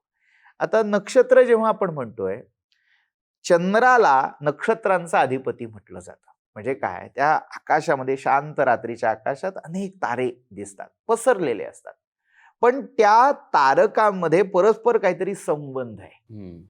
मग काही तारका या एका बाजूला एक विशिष्ट आकारात दिसतात. असं त्या तारका समूहांचे जे आकृतीबंध आहेत, त्याच्यामधलं गुरुत्वाकर्षण ठरलेलं आहे, त्याच्यामधली गती, अंतर हे सगळं ठरलेलं आहे. उगीच आपलं वाटलं म्हणून मी त्याच्यात नांगर बघितला आणि मग तलवार बघितली आणि त्रिशूळ बघितला, ह्याला अर्थ नाही. वर्षानुवर्ष ज्या तारका समूहाचं साहचर्य दिसतंय, त्याच्यावरून त्याला नावं दिली गेली, त्याची आकृतीबंध ठरलेले आहेत. मग ही सगळी जी गणना आहे ती 28 किंवा 27 नक्षत्र संकल्पनेत बांधली गेली. नक्षत्र, आता त्या नक्षत्र शब्दाचे अनेक व्युत्पत्ती, अर्थ असे दाखवलेले आहेत. म्हणजे जे कधीही क्षती पावत नाही, ढळत नाहीत आपल्या स्थानापासून ते. किंवा एक नकारात्मक म्हणजे थोडी निगेटिव्ह अशीही दिली की सूर्यासमोर, चंद्रासमोर जे कधी तळपू शकत नाही. सूर्य चंद्रा इतकं ज्यांना तेज नाही, ज्याच्यात ओज नाही, ज्यांच्यात पराक्रम नाही, आपण स्पार्क म्हणतो ना, तो सूर्य चंद्राच्या तुलनेत ज्यांच्यात नाही ते नक्षत्र. अशा अनेक व्युत्पत्ती देता येतील. मुख्य काय तर या तारका समूहांचं पृथ्वीशी काहीतरी एक नातं आहे, काहीतरी कोन आहे, काहीतरी गुरुत्वाकर्षणाचा म्हणा, कोणत्या तरी एका अदृश्य बंधनाचं हे सगळं समीकरण आहे. मग त्यांचा परिणाम, ते नक्षत्र आकाशात अमुक दिशेला असताना काहीतरी माझ्या जीवनावर त्याचा परिणाम होतो. म्हणजे माझा जन्म जेव्हा होतो तेव्हा एक नक्षत्र येतं त्या कुंडलीमध्ये. चंद्र तुमचा ज्या नक्षत्रात आहे ते तुमचं जन्म नक्षत्र आहे. त्या नक्षत्रावरून रास ठरते. मग काही नक्षत्रांची आपण रास म्हणतो, ती रास कशावरून ठरते, त्या नक्षत्रावरून ठरते. 2, पावणे 2, 3 अशी ही नक्षत्र जेव्हा आपण लावत त्या सेटमध्ये पाहतो, तेव्हा मग एक आराखडा ठरवता येतो, एक ठोकताळा बांधता येतो की बाबा या नक्षत्रामध्ये चंद्र असताना, या नक्षत्रामध्ये सूर्य असताना, या नक्षत्रामध्ये मंगळ किंवा असे ग्रह असताना या व्यक्तीचा जन्म झालाय. म्हणजे याचं एक जे कॉम्बिनेशन आहे ते युनिक आहे. काहीतरी याचा स्वभाव, याची प्रकृती कशी असेल याचे आडाखे त्याच्या आधारे बांधता येतात. हे झालं फलज्योतिषाचं. बरोबर आहे. नक्षत्र फलज्योतिषामध्येही मूलगामी आहेत, पण त्या व्यतिरिक्त कालगणनेसाठी यांचा महत्वाचा उपयोग होतो. म्हणजे चंद्र नक्षत्र चक्राची एक परिक्रमा पूर्ण करतो, म्हणजे 1 महिना झाला, दुसरी परिक्रमा करतो, दुसरा महिना झाला, अशा 12 परिक्रमा जेव्हा पूर्ण होतात. म्हणून मगाशी मी जो उल्लेख केला की नक्षत्र मास, नक्षत्र वर्ष, नक्षत्रावरून मास गणना आहे, नक्षत्रावरून वर्षाचीही गणना केली जात होती. पण प्रत्येक दिवशी हे नक्षत्र बदलतंय. अर्थात काही वेळेला त्याच्या वेळा मागे पुढे होतात. मग 2 दिवसाला 2 वारांना एक नक्षत्र असंही दिसतं. हम्म. पण पूर्वीच्या काळी अगदी महाभारतामधले, हम्म. रामायणातले जर आपण उल्लेख पाहिलेत तर तिथी वार याच्यापेक्षा तिथे नक्षत्रांचं प्राधान्य. या अमक्या नक्षत्रावर महाभारताची प्रसिद्ध ओळ आहे की जेव्हा श्रीकृष्ण शिष्टाईला त्या दुर्योधनाच्या सभेमध्ये गेले, कौरवांच्या सभेत गेले आणि परतत असताना ती शिष्टाई फसली. कर्णाशी त्यांचा संवाद झालाय आणि कर्णाला निर्वाणीचं कृष्ण सांगतात की अजूनही वेळ गेलेली नाही, तू पांडवांकडे, तू ज्येष्ठ पांडव आहे. पण कर्ण जेव्हा सांगतो की नाही मी दुर्योधनाशी प्रतारणा करणार नाही, तेव्हा कृष्ण म्हणतात ठीक आहे, आता युद्ध अवश्यंभावी आहे. तर आता या अमुक अमुक तिथीला अमावस्या पडते, त्या दिवशी हे नक्षत्र आहे, त्यामध्ये अंगारक म्हणजे तो मंगळ ह्या नक्षत्रात आहे. अंगारक हा युद्धाचा कारक आहे. तर या नक्षत्रावर, या तिथीवर आपण हे युद्ध सुरू करू, असा प्रस्ताव कृष्णाने ठेवलाय. किंवा मग त्या अश्विनी किंवा रोहिणी अशी जी नक्षत्र आहेत, त्या रोहिणी नक्षत्राचं शकट मंगळ शनी भेदू इच्छित आहेत. ते जर भेदलं तर पृथ्वीवर कुठलं तरी एक महान संकट, कुठलं तरी युद्ध, कुठली तरी एक प्राकृतिक आपदा ओढवणारे असे आडाखे बांधले जायचे. दशरथाच्या काळात शनिदेव, शनैश्चर, शनिग्रह त्या रोहिणी शकटाचा भेद करून पलीकडे चालला होता. त्याला दशरथाने रोखलं अशी पुराण कथा आहे. तर हे सगळे ठोकताळे आपल्याला कशावरून दिसतात, तर त्या नक्षत्रांवरून दिसतात. पण पुन्हा रोजच्या आयुष्यात मला या नक्षत्रांचं काय, कसा बेनिफिट, फळ काय आहे? आता नक्षत्र जेव्हा आपण डोळसपणे पाहतो, आज आज हे नक्षत्र आहे, हो, तर त्या नक्षत्रांची प्रतवारी केलेली आहे. मग प्रतवारी कुठली? हे देव नक्षत्र आहे, हे मानुष नक्षत्र आहे, हे राक्षस नक्षत्र आहे, किंवा अंध, लोचन, सुलोचन, चिबीट अशा संज्ञा आहेत. मग कोणतं नक्षत्र, कोणत्या वर्गातलं नक्षत्र कोणती कामं करायला योग्य आहेत. उदाहरणार्थ आजही तुम्ही गावाकडे गेला तर नक्षत्रावर पेरणी केली जाते. कोणती नक्षत्र पेऱ्याची आहेत ते पाहिलं जातं. ते मृग नक्षत्र. पण मग अमृगच का? आता ह्यातला जो कार्यकारण भाव आहे तो शोधत बसला तर अनेक पिढ्या घालाव्या लागतात. हे असंच का झालं? त्यापेक्षा जर मी हे माझ्या आजोबांनी सांगितलं की या नक्षत्रावर पेरा करून बघ, प्रयोग करायला काय हरकत आहे? पुन्हा प्रयोगाला काय आहे, हे अनेक पिढ्यांनी प्रयोगांती निष्कर्ष काढले. पण आजच्या तारखेला आद्रा नक्षत्र आहे असं समजा, त्याचं काय मग? म्हणजे तिथीप्रमाणे पण हे नक्षत्र फळ आहे का आजच्या दिवसाचं? काय आहे? तिथी आणि नक्षत्र ह्या आपल्याकडे एक एक असा तुकडा कधी पाडला जातो. ते नक्षत्र कोणत्या तिथीला आहे, कोणता योग होतोय, कोणतं करण आहे, वार कोणता आहे, ह्याच्यावर सगळं बेतलेलं आहे. म्हणजे जेव्हा मंगळवारी शतभिषा, शततारका नक्षत्र येतंय तेव्हा काहीतरी फळ वेगळं आहे. सोमवारी अष्टमी आहे आणि मग त्या अष्टमीच्या वेळी आर्द्रा नक्षत्र येतंय, रुद्राचा योग झाला, शिव उपासनेसाठी अत्यंत उत्तम योग झाला. तर हे सगळं अशा सगळ्या एकसंध मांडणीतून तो योग, आपण म्हणतो ना योग आला पाहिजे. हा योग म्हणजे काय, जुळून आलं पाहिजे सगळं. बरोबर आहे. तसं ही वेगवेगळी कॉम्बिनेशन्स होत आहेत आणि त्या कॉम्बिनेशनचा, प्रत्येक कॉम्बिनेशनचा काहीतरी फलभाग, अर्थ हा वेगवेगळा आहे. मी पुन्हा एकदा सांगतो की ह्या एकदा मी एक गोष्ट इथे सुरू केली की त्याच्यातच आपला सगळा वेळ, बाकीच्या मुद्द्यांकडे आपण न जाता. म्हणून मला इथे विचारायचं की आतापर्यंत तुम्ही जी माहिती सांगताय ना ती अत्यंत इंटरेस्टिंग आहे आणि माझी खात्री आहे की प्रेक्षकांना हे अभ्यासायचं आहे. जसं तुम्ही तिथीचं एक पुस्तक सांगितलं तसं हे नक्षत्रांच्या बद्दल काही सांगाल का? ही सहदेव भाडळी हे पाहण्यासाठी, सहदेव भाडळीमध्येच नक्षत्र आहे. सहदेव भाडळी हे मराठी पुस्तक आहे, पण ह्याचं मूळ आपल्याला शोधायचं झालं तर वराह मिहिराची बृहत संहिता, त्यामध्येही अनेक तपशील यातले मिळतील. याशिवाय अद्भुत सागर म्हणून एक ग्रंथ आहे संस्कृतमध्ये. तिथींचं महत्व आपल्याला समजून घ्यायचं असेल तर जयसिंह कल्पद्रुम असा एक मोठा सवाई जयसिंगाच्या काळात रचला गेलेला संस्कृत मधला ग्रंथ आहे. वर्षातल्या प्रत्येक महिन्यातल्या प्रत्येक पक्षातल्या तिथीचं फळ काय, त्या दिवशी काय करावं, याचे सगळे तपशील तुम्हाला मिळतील. किंवा अगदी ढोबळ धर्मशास्त्र अभ्यासकामध्ये निर्णय सिंधू, धर्मसिंधू हे ग्रंथ आहेत, ते तुम्ही काढून बघा. त्यामध्ये आपल्याला हे सगळं का करायचं, कसं करायचं, कशासाठी करायचं याची बहुतांश उत्तरं मिळणार. खूप छान आणि अत्यंत मोलाची माहिती देत आहे. आणि चिकित्सक प्रेक्षक जे आहेत ते नक्की याचा अभ्यास करतील आणि ते स्वतः ठरवतील की हे योग्य आहे का अयोग्य आहे का उगाच दंतकथा आहेत.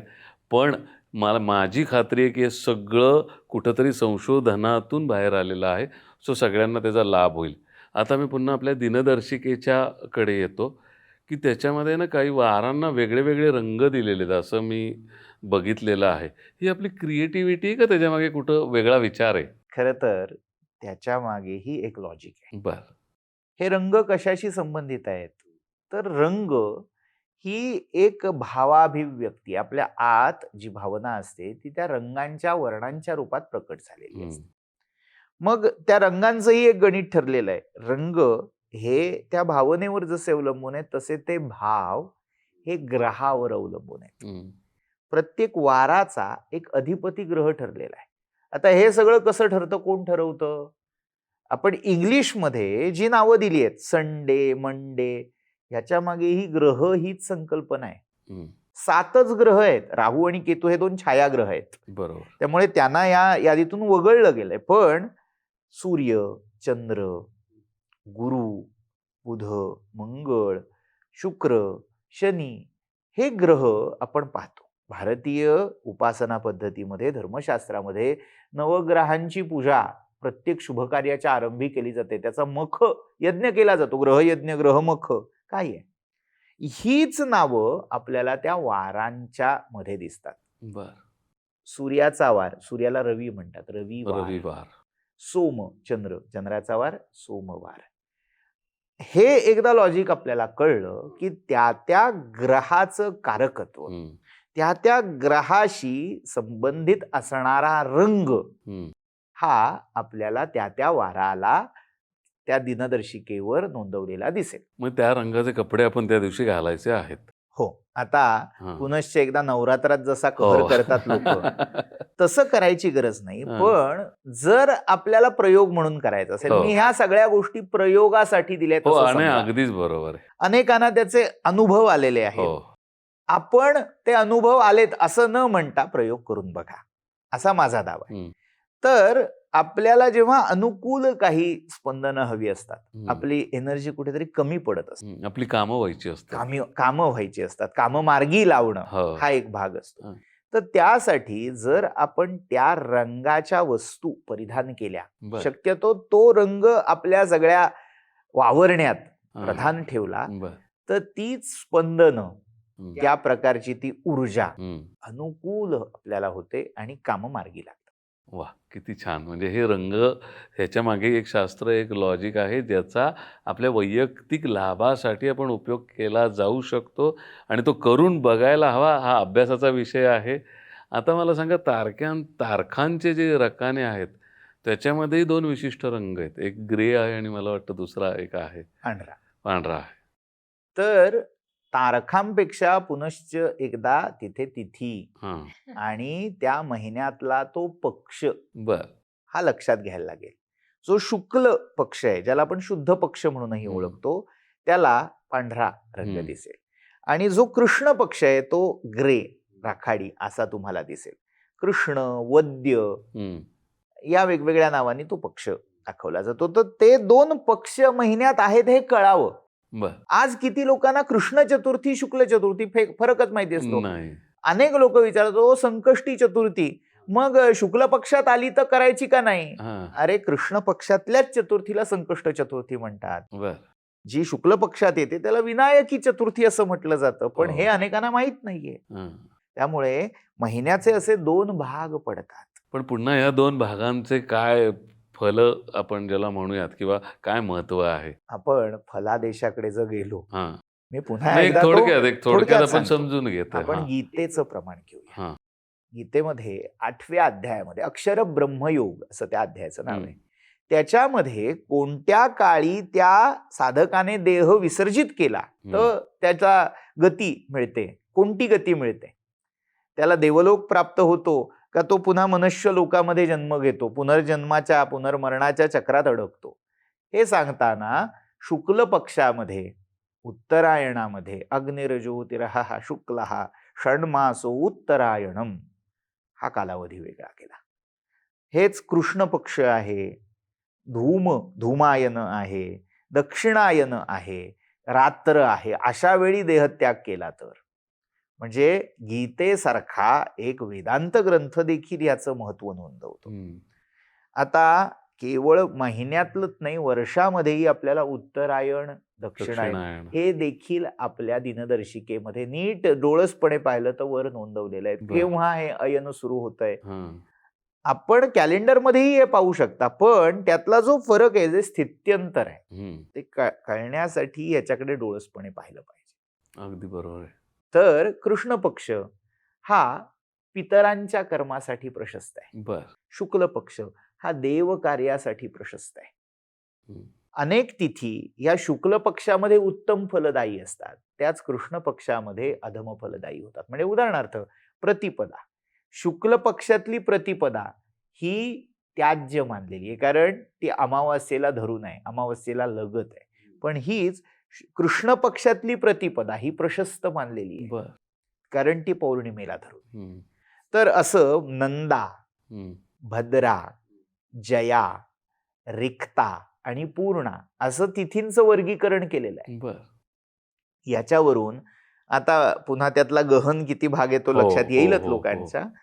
तर असं जेव्हा आपण बघायला शिकू, हे इतकं हार्ड अँड फास्ट नाही की बाबा कॅलेंडरमध्ये बघितलं आणि उद्यापासून ऍप्लिकेशन केलं. हे हळूहळू हळूहळू सजगपणे ते बघूया. कॅलेंडरमध्ये आधी बघूया, मग सृष्टीमध्ये बघूया, मग त्याचे आपल्या जीवनावर, आपल्या नित्य व्यवहारावर काय परिणाम होत आहेत ते डोळसपणे बघू. आणि हा खरंच संशोधनाचा आणि खूप छान असा विषय तुम्ही सांगत आहात. आता आपल्या दिनदर्शिकेमध्ये ना मुहूर्त पण सांगितलेत. खरंच हे मुहूर्त फलदायी असतात का? आपलं ते मुहूर्त आहे आणि त्याला काहीतरी आपण करतो? आता हा प्रश्न मी थोडा तिरपा करू इच्छिन. आजही जे आंग्ल कालगणना मानतात त्यांच्याकडे मुहूर्तासारखी काही समांतर कल्पना आहे? त्यांनी कधीच मुहूर्त मानले नाहीये. बघा, हे धाडसाचं विधान होईल असं मला वाटतं. असं मला वाटतं. आता मी उदाहरण देतो. ऑफिस अवर्स हे कशाच्या आधारावर ठरवले गेले? अमक्या वेळी, म्हणजे 9 to 10 किंवा 9 to 6 असं काहीतरी. आता ते 14 तास झाले, तो भाग वेगळा आहे. तर हे कोणी ठरवलं? हे कामाचे मुहूर्त नाही आहेत का? मुहूर्त म्हणजे काय? विशिष्ट कार्य करण्यासाठी जो ठरवलेला कालावधी आहे, त्याला आपण मुहूर्त म्हणतो. म्हणजे हे आपल्याकडे जुन्या भाषेत सांगायचं झालं, लग्नाचा हा मुहूर्त, मुंजीचा हा मुहूर्त, वास्तुशांतीचा हा मुहूर्त, अगदी केस पहिल्यांदा केव्हा कापावेत त्या बाळाचे त्याच्यासाठी जावळ करण्याचा मुहूर्त. प्रत्येकाला एक कालावधी नेमलेला आहे. बरोबर आहे? म्हणजे मुहूर्तामागचं लॉजिक काय? विशिष्ट कार्य करण्यासाठी एक विशिष्ट काल निबद्ध योजना, हे मुहूर्तामागचं लॉजिक आहे. ते आंग्लगणनेमध्ये आहे का? आहे. फक्त ते कोणताही आगापिछा न लक्षात घेता केवळ घड्याळी तासाच्या आधारे ठरवलं गेलंय. त्यामुळे होतं काय, बरेच वेळा दुपारच्या वेळी अनेक एम्प्लॉईजचा डोळा लागू शकतो. तेव्हा हे लक्षात घेतलं गेलं नाहीये की माझ्या कामाच्या तासामधले माझं जे आहे कॅलिबर आहे, माझ्याकडे जी क्षमता आहे ती अधिकाधिक मला कोणत्या कालावधीमध्ये वापरता येणार आहे आणि केव्हा मी शिथिल पडणार आहे. आपल्याकडे हे जे मुहूर्त दिले ना, कोणतं कार्य कोणत्या वेळी करावं ह्याच्या मागे हा सगळा अनुबंध लक्षात घेतलेला आहे.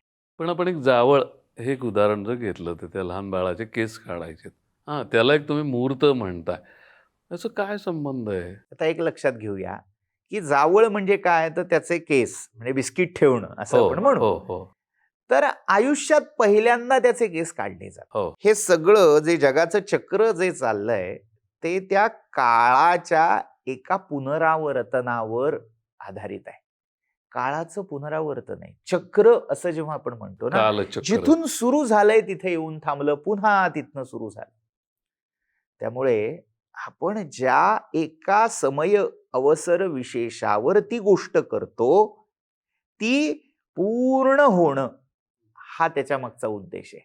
ती पूर्णत्वाला गेली पाहिजे. ती कुठे मध्येच तुटता कामा नये, थांबता कामा नये, खंडित होता कामा नये. मग ज्या योगावर पूर्ण केलं असता किंवा ज्या योगावर सुरू केलं असता ते जे सायकल आहे ते पूर्ण होण्यामध्ये व्यत्यय येणार आहेत.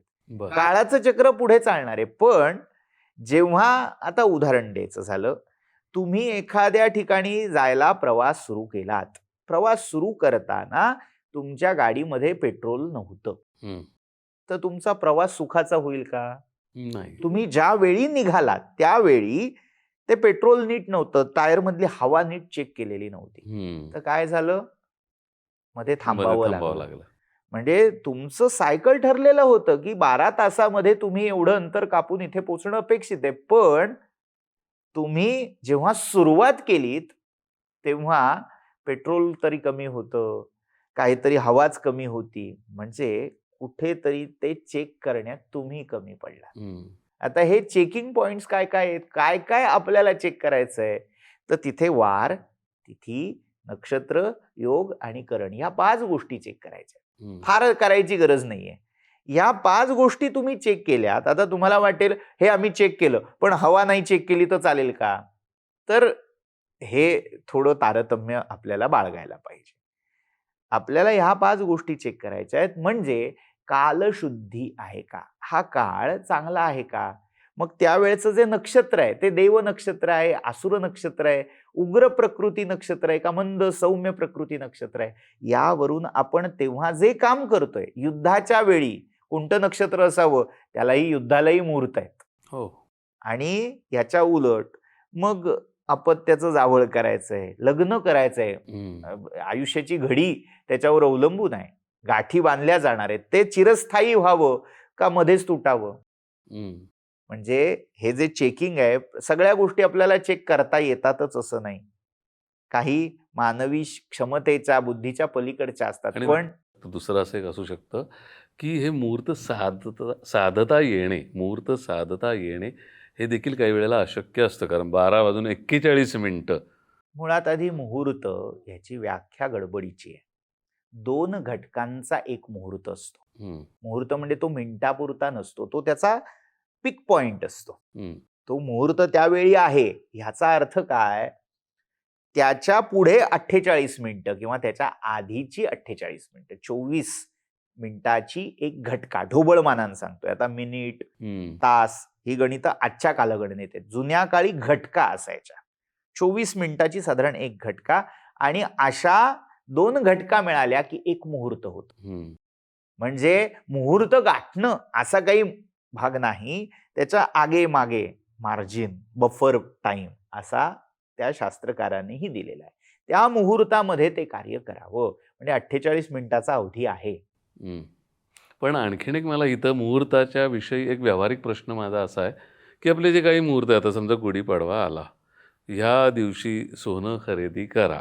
सोनं खरेदीसाठी हा मुहूर्त चांगला आहे, भले आत्ता भाव काही का असे ना. क्षमा करा, म्हणजे मी आता पुन्हा एक विधान करतोय, ते कदाचित खटकेल काही ना.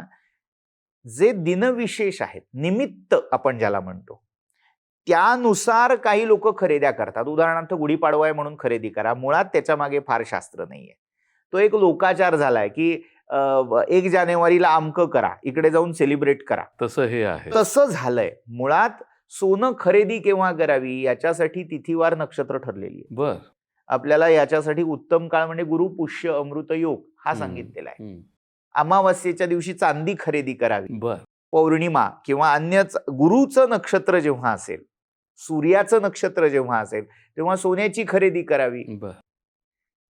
हे ठोकताळे सांगितलेले आहेत. पण एवढं सूक्ष्म सगळ्यांना माहिती असतंच असं नाही. मग त्याच्यावरून काही ढोबळ संकेत ठरतात. मग वर्षारंभी जर सोनं खरेदी केलं तर वर्षभर सोनं मिळत राहील, सोनं लाभतं आम्हाला, लाभेल, अशी एक धारणा करून त्याच्यावर हे ठरलेलं आहे. याच्या मागे एक कथाही सांगतो. कार्तिक महिन्यामध्ये विक्रम संवत अशी एक दुसरी कालगणना आहे. त्या विक्रम संवत गणनेचा प्रारंभ दिवाळी पाडव्याला होतो, म्हणजे कार्तिक शुद्ध प्रतिपदेला. त्या दिवशी तुम्ही जे कराल ते फळ तुम्हाला वर्षभर मिळेल अशी एक धारणा आहे. मग त्या दिवशी द्यूत खेळला जातो, त्याला द्यूत पाडवा म्हणतात.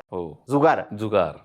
आणि त्या दिवशी जर तुम्ही जुगारात जिंकला तर वर्षभर जिंकणार, त्या दिवशी हरला तर वर्षभर हरणार, असा एक शकून पाहिला जातो. हे शकुनाचे हं. भाग आहेत. त्यामुळे वर्षारंभी जे कराल ते वर्षभर करत राहाल, या धारणेतून त्या दिवशी सोन्याची खरेदी करा असं म्हटलं जातं. पण इथं मला एक थोडंसं उलट असं विचारायचं आहे, की आपण सोनं खरेदी करतो. आपल्या घरात समृद्धी येते, नाही येते तो भाग वेगळा. पण जो सोनार ते सोनं विकतो ना, तो जास्त समृद्धीमध्ये असतो असं मला म्हणायचं आहे. शेवटी काय आहे, या सगळ्यामध्ये जीवो जीवस्य जीवनम हे लॉजिक लक्षात ठेवायला हवं. हे सगळं चक्र आहे. एक संपन्न झाला तर दुसरा होणार आहे, दुसरा झाला तर तिसरा. समृद्धी म्हणजे ज्याला वाईट शब्दात सांगायचं झालं तर मिल बाट के खाएंगे हे तत्व असायला पाहिजे. बरोबर. फसवून नव्हे, कोणाला लुबाडून नव्हे, हं. जे आहे ते पारदर्शी. या सगळ्या गोष्टींचा, संकल्पनांचा काही समाजातल्या घटकांनी त्यांच्या फायद्यासाठी उपयोग निश्चितच करून घेतलाय. हं. की त्या दिवशी ते प्रमोट केलं जातं की या दिवशी गुरुपुष्यामृत योग आहे, मग येताय ना आमच्याकडे. हो. आणि ते तर विकतायत. हा. मुळात ही जी सह अस्तित्वाची भावना आहे की हे देखील समृद्ध होऊ देत, तुम्ही देखील समृद्ध व्हा, हं. ही जर असली तर त्याच्यामध्ये अडचण काही नाही. त्यांनीही समृद्ध व्हावं की त्यांनी मागे राहावं असं का वाटतं तुम्हाला? मुळात समाज हा जेव्हा एकत्र नांदेल, जेव्हा ते अभिसरण होईल, याच्याकडची संपत्ती लिक्विडिटी आपण म्हणतो ना, बरोबर. की एकीकडे साचलेलं असू नये. या दिवशी तुम्ही खर्च करा. कधी तुम्ही ज्या व्यवसायामध्ये आहात त्यासाठी अन्य कुठल्या तरी तिथीला तो खर्च करेल. हो. हे अभिसरण होणं गरजेचं आहे म्हणजे प्रत्येकाला. बलुतेदारी. हां. हा. तर ते रोटेशनमध्ये राहायला पाहिजे. मला आता पुढे यायचं आहे. आपल्या दिनदर्शिकेमध्ये सूर्योदय आणि सूर्यास्त ह्या वेळा देखील दिलेल्या आहेत. पुन्हा तोच प्रश्न आहे, की व्यावहारिक जीवनात मला याचा उपयोग काय? आज आपण हा प्रश्न अशासाठी विचारतो आहोत की आज ती विचारसरणी आपण सोडली, हो. ते राहणीमान आपण सोडलं. जुन्या काळापर्यंत, म्हणजे जुना काळ असं मी का म्हणतो, आजी आजोबा पणजी पणजोबा यांच्या काळामध्ये सूर्यास्त झाला की काय करू नये हे ठोकताळे होते. बरं. उदाहरणार्थ आपण ऐकलं असेल की सूर्यास्त झाला, आता मावळलं ना, आता झाडांना शिवू नका, बरं. झाडाखाली बसू नका. आज तुम्हाला सायन्स तेच सांगतं की कार्बन डायऑक्साईड आणि ऑक्सिजन, जी झाडं ऑक्सिजन सोडत असतात दिवसभर, ती आता कार्बन डायऑक्साईड अधिक प्रमाणात उत्सर्जन करायला लागतात. मग त्या तिथे जवळ असाल तर तुम्हाला त्याचा परिणाम भोगावा लागेल. असंच केस विंचरू नका, हं. बाहेर नखं जाऊ कापू नका. नका. ह्या सगळ्या गोष्टी तुम्हाला दिसतील. का तर सूर्याचं अस्तित्व, म्हणजे सूर्याचं अस्तित्व हे भासमान जरी तुम्हाला हो. असलं तरी आकाशात दृश्यमान असताना ज्या गोष्टी तुम्ही करता, साधं आहे, पाण्याचं तापमान सूर्यावर बदलतं, बरोबर आहे. हो. सूर्य असेल तर तापमान वेगळं आहे, ते नाहीसा झाला की तापमान वेगळं आहे. खरं आहे. मग हाच नियम आपल्या मानवी जीवनात का लागू होत नाही? हं. आपण जे काही आचार विचार करतोय, रात्र झाल्यानंतर आज काय झालंय, इलेक्ट्रिसिटीच्या शोधानंतर जे दिवसा उजेडी करता येतं ते रात्री पण करता येतं. ह्या भावनेपोटी लोकांनी दिवसाची रात्र केली आणि रात्रीचा दिवस केला. हे तुमच्या शरीरासाठी आणि एकूण समाज संस्कृतीसाठीही चांगलं नाही. आपण म्हणतो ना नाईट कल्चर हो, बोकाळलं. हो, हो. का? एक छान गाण्याची ओळ आठवली, उजेडात होते पुण्य, अंधारात पाप, ज्याचे त्याचे हाती आहे कर्तव्याचे माप. हा नियम इथे लागू करावा. अगदी खरं आहे. अंधारात काय होतं, जे दिवसा उजेडी करू नये ते अंधारात करायची एक अगदी खरं आहे. साधारण पद्धत असते. मग ते लाईट लावून करा, हॉलोजन लावून करा, पण जे अंधारात करावं असं वाटतं ते काही फारसं चांगलं मानलं जात नाही. त्यामुळे हा जो विवेक आहे ना, हा दिवस आणि रात्रीवर कुठेतरी केलेला आहे. अगदी त्यामुळे हे बरोबर. दिवस रात्रीचं भान आपल्याला ठेवलं पाहिजे. आता बाकीचा सगळा श्रद्धेचा भाग सोडून द्या. तुमच्या शरीराचं जे बॉडी क्लॉक आहे ते पण या प्रकाश आणि अंधारावर अवलंबून आहे. तुमच्या शरीरातल्या आंतरिक ज्या यंत्रणा असतात त्यांना विश्रांतीची गरज असते. बरोबर. तुम्ही रात्री अपरात्री कधीही खाता पिता, त्याचा परिणाम तुमच्या आतड्यावर, तुमच्या डायजेशन सिस्टीमवर होतो. मग त्याच्यावर जर मात करायची असेल तर आधी आपल्याला ते सूर्योदय केव्हा होतोय, सूर्यास्त केव्हा होतोय, त्यानंतर काय खायचंय, काय करायचंय, हे भान येण्यासाठी आधी किमान त्या वेळा तरी माहिती असायला हव्यात.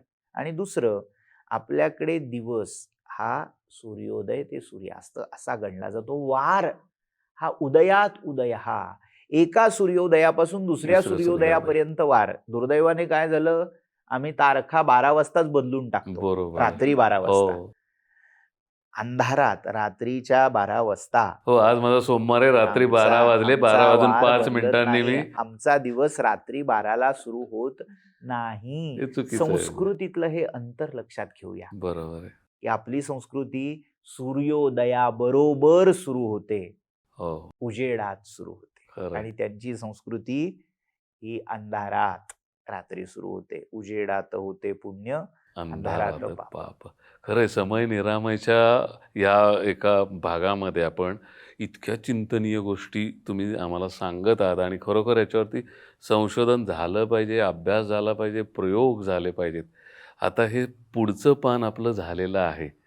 समय निरामय जेवढं पुढं उपयुक्त आहे, तेवढीच त्याची मागची बाजू पण तितकीच मोलाची आणि माहिती देणारी आहे. मी आता त्याच्याकडे वळणार आहे की मागे काय आहे. सुरुवातीला मॅडम जशा म्हणाल्या की यावर्षी संकल्पना श्री विष्णूंची 24 रूपं आहेत.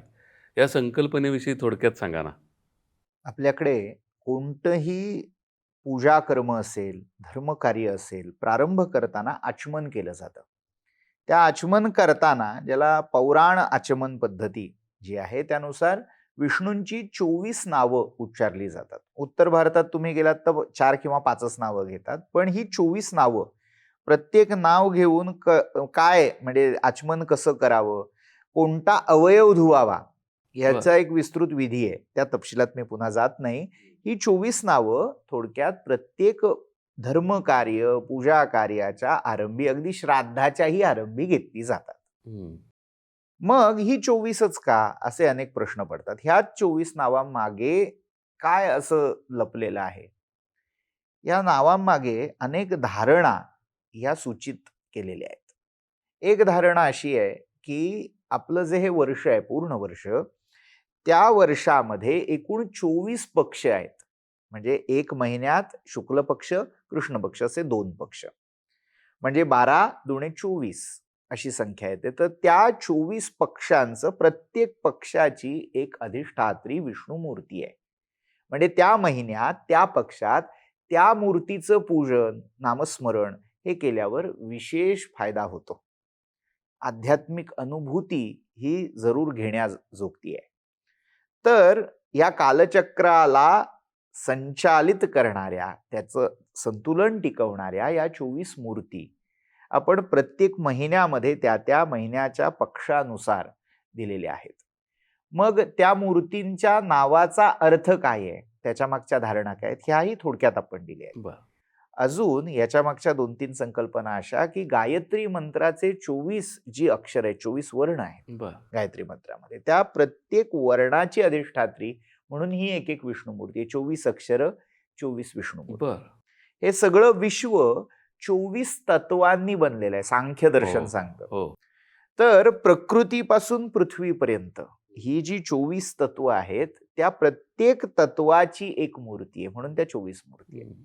अशा अनेक संकल्पना आपल्याला या 24 मूर्तींच्या मागे दडलेल्या दिसतात. अगदी त्या सगळ्या संकल्पना सोडून देऊ, पुन्हा एक कुठेतरी हल्ली सायंटिफिक होणं हा एक असं ट्रेंडिंग असतं की एक वेड म्हणा की आम्ही सायंटिफिक किती होतो हे दाखवायचं असेल तर मॅथ्स मध्ये, गणितामध्ये परम्युटेशन कॉम्बिनेशन ही एक संकल्पना आहे. तर भारतामध्ये ही फार पूर्वीपासून आहे. म्हणजे आधुनिक अरिथमॅटिक अंकगणितामध्ये ती खूप नंतर शोधली गेली, पण भारतामध्ये अगदी प्राचीन काळापासून अशा ह्या गणितीय संकल्पना नुसत्या संकल्पना स्तरावर, हायपोथेटिकल स्तरावर नव्हत्या, तर त्यांचं ऍप्लिकेशन होत होतं. हे आपल्याला या 24 मूर्तींवरून दाखवता येईल की विष्णूंची एक मूर्ती, त्याच्यामध्ये 4 हात, 4 हातामध्ये एक एक आयुध आहे. मग अशी 4 आयुध, हातांचा क्रम किंवा स्थान बदललं, त्या हातातल्या आयुधाची जागा बदलली, उजवा वरचा हात, उजवा डावा हात, डावा वरचा हात, डावा खालचा हात, तर त्यातलं आयुध बदलत गेलं की किती कॉम्बिनेशन्स तयार होतात. तर त्याचा शेवटचा आकडा आहे 24. बर.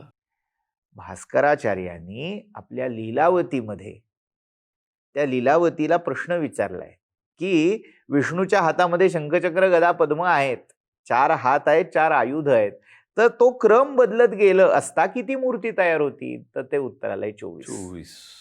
तर त्या लीलावतीमध्येही ज्याचा उल्लेख, गणित ग्रंथामध्येही ज्याचा उल्लेख उदाहरणादाखल का होईना आलेला आहे, तर या अशा 24 मूर्ती. मग शंख चक्र गदा पद्म यांचा क्रम बदलला, जागा बदलली की नाव बदललं, रूप बदललं. मग हे जे असं नुसतं ऐकून माहिती असतं ते प्रत्यक्ष पाहता यावं अशी व्यवस्था आपण या समय निरामयमध्ये केली. खरंच अत्यंत सुंदर अशी ही संकल्पना आहे. मुळातच ही संकल्पनाच ती आहे की जे आता प्रणव सर सांगत होते की इतकं सगळं गहन आहे ना, तर त्यातला एक एक पदर दरवर्षी उलगडून दाखवण्याचा खरं तर आम्ही प्रयत्न करतोय. म्हणजे या वर्षाच्या दिनदर्शिकेमध्ये जसं विष्णूंची 24 रूपं आपण दाखवली आहेत, तसंच पूजा जी आपण पूजा करतो, पंचोपचार पूजा, षोडशोपचार पूजा, तर ह्या पूजेमध्ये जे उपचार केले जातात, पंचोपचारामध्ये 5, पंचोपचारामध्ये 5, षोडशोपचारामध्ये 16, तर हे जे 16 उपचार आहेत हे काय आहेत नक्की, हे कसे करायचे, हे केल्याने होतं काय, तर ह्या सगळ्या गोष्टींचा उहापोह आपण ह्या दिनदर्शिकेच्या मागच्या बाजूला घेण्याचा प्रयत्न केला. दरवर्षी आमचा हा प्रयत्न असतो की ह्या आपल्या शास्त्राची माहिती आजच्या पिढीला व्हावी.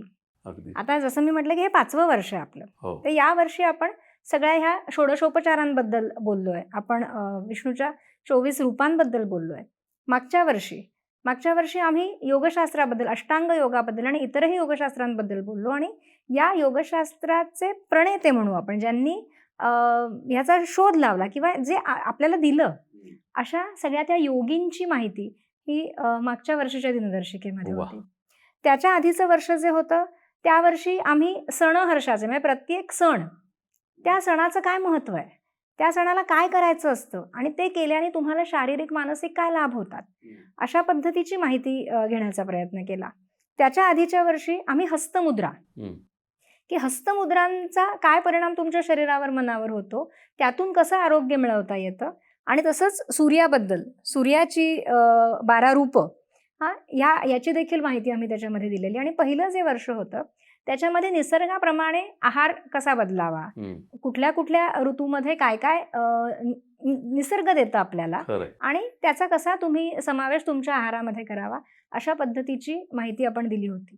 त्याच्यामुळे दरवर्षी जे जे काही आपण बोलण्याचा इथे प्रयत्न केला त्याच्यापेक्षा पण जास्त आहे खरं तर, पण त्यातला एक एक भाग घेऊन तो थोडासा समजेल अशा भाषेमध्ये आणि थोडक्यात पण बरंच काही देण्याचा प्रयत्न हा आमचा समय निरामयच्या माध्यमातून आम्ही करतोय. अत्यंत स्तुत्य असा हा उपक्रम आहे आणि खरंच याची गरज आहे. आज हे सांगणारं कोणी नाहीये आणि माझी खात्री आहे की जे प्रेक्षक हा भाग बघत आहेत यांना सगळ्यांना समय निरामय ही दिनदर्शिका हवीच आहे.